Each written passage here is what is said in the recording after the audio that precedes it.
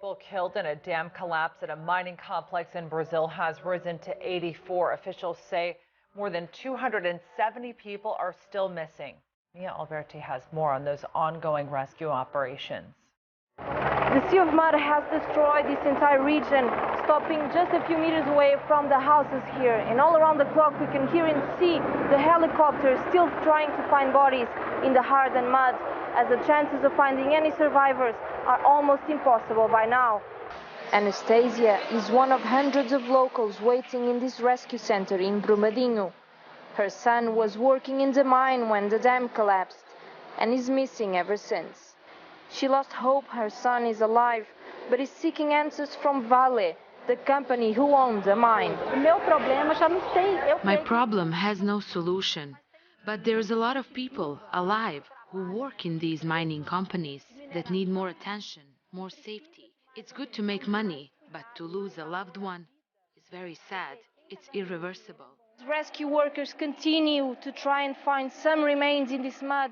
Here you can see the sheer dimension of their challenge.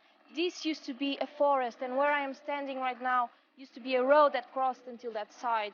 We are seeing rescue crews still on the field trying to find some people, but it is enormously difficult to go through all of this mud. The company Vale is starting to having to answer for environmental crimes and negligence for all the lives that have been lost, more than 200 people that are still missing.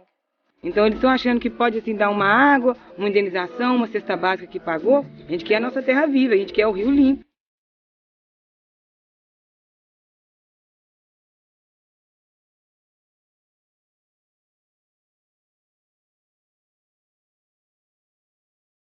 Não, a gente não vai sair não, a gente vai ficar, se Deus quiser, não nós, né, eu, você, mas os nossos filhos, os nossos netos vão ver o rio de volta.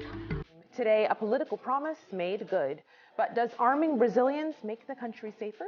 Is that Brazilian people are truly afraid. Most of the people I talk to and most people I know in Brazil have been victims of an assault.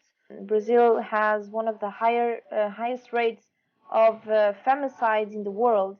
So it is comprehensible, in my view, that women who have been victims of domestic violence or know of these stories are worried about what can happen to them with these new gun laws. I was beaten so many times by my child's father. The worst one, I was pregnant. He locked me in the bathroom and had his hands around my neck. If he'd had a gun, he could have killed me and my son. At this gun club, Clara is a regular. She tried shooting for the first time a year ago. She's been a gun lover ever since. If something happens at home, I can defend myself. And I think it's about equality. Now, not only the criminals have guns. If you have the maturity and know how to use, it's going to be very positive. Bruna Silva lost her son 9 months ago. Marcus was going to school when he was caught in a police operation in a favela. He was shot in the back and died in the hospital. When I got to the hospital, my son was alive. His blood was still warm. And he asked me, "Mom, the police shot me. Didn't they see I was wearing the school uniform?" Bruna is part of a support group for mothers whose children have been killed by police. Now she is helping Luciana. She lost her 12-year-old son, Cauã, just days ago. I'm at a loss for words to explain how I feel about the tragic way my son died. He was spending the night at his father's house, and now he'll never come back. I knew the stories about these mothers, and now I'm one of them. This is the street where 14-year-old Marcus used to live in.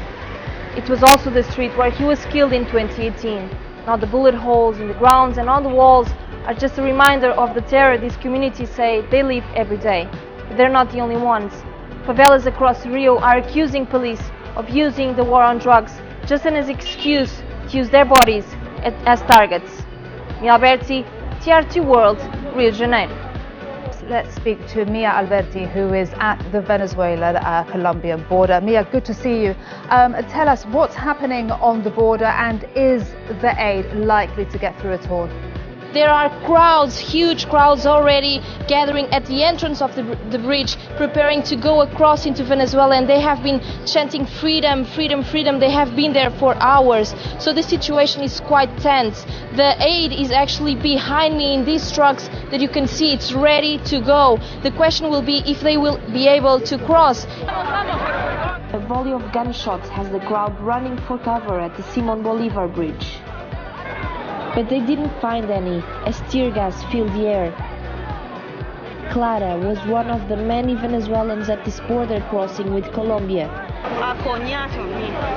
They were beating him with their own hands, and they had rocks as well, so I just ran. 4 people were killed and at least 20 injured in the clashes. This man was shot in the eye with a rubber bullet. We didn't expect this. We thought they would come against this with much less power, but the attacks against us were horrible, terrible.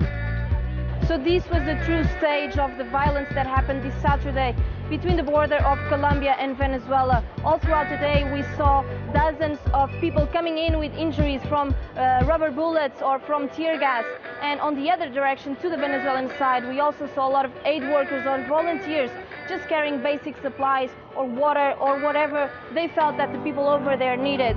Now, as the day comes to an end, we are still seeing a lot of people coming in with injuries. We are still seeing a lot of tear gas being thrown.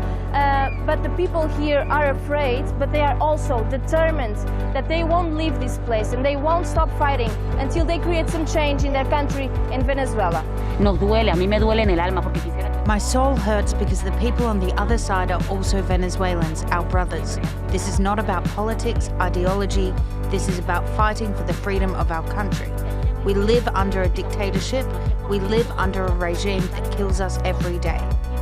It's now or never. We're not going to let this fight die down. We're going to keep fighting. And I know with God's help that a miracle will happen and the government will fall. This is where Colombia ends and Venezuela begins. From that river on, it's Venezuelan territory. And you can still see a lot of people using this crossing to get into their country or to coming to Colombia to get food and medicine, including small children, as we can see right now. And although on the other side it isn't clear what awaits these people, they might be Venezuelan guards or colectivos, which are paramilitary groups known to be very violent. For these people the risk is worth it, as they have their relatives waiting for them and they have to go back into their country. Mia Alberti, TRT World, Cúcuta, Colombia. Today, is Brazilian development a death sentence for the Amazon? I think what's concerning is the rising rates of the destruction, which are almost record high. So in July, we saw an increase of 300% comparing to last year. That's the equivalent of a football field, actually 3 football fields every minute. So that's the rate of destruction we're talking right now. With the recent bushfires in the Amazon, this village has been filled by smoke, and we can still see the ashes falling down from the sky into the river. Quite an apocalyptic scenario in a place that's supposed to be a beacon of nature and the lungs of our planet. Mia Alberti, Rondônia, in the Amazon. Mia Alberti, thanks so much for following that story for us. Hey, Mia, thank you very much for that update. We appreciate your reporting. That was Mia Alberti. Thank you for that. That's Mia Alberti live from Cúcuta.